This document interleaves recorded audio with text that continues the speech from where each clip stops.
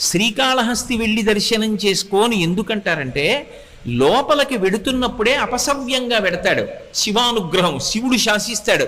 అపసవ్యం నీకు ఇష్టం, వాడు నాకు అపసవ్యంగా వచ్చాడు, అవమానం నాకు, కానీ నేను దాన్ని సత్కారంగా స్వీకరిస్తున్నా, వాడి జోలికి నువ్వు వెళ్ళడానికి వీల్లేదు.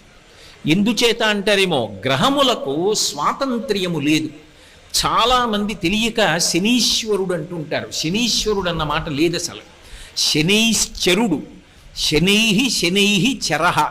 ఆయన చాలా మెల్లగా కదులుతాడు, మిగిలినటువంటి గ్రహాల్లాగా కదలడు, చాలా మందంగా కదులుతాడు. కాబట్టి మందుడు అని ఒక పేరు ఆయనకి.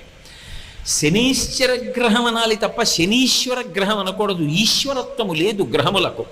అవి మేమీ ఫలితం ఇచ్చి తీరుతాం అనవు. పరమశక్తివంతమైనటువంటి పరమశివుడు ఎక్కడున్నాడో ఆయన శాసనానికి అవి వశవర్తులవుతాయి. అవి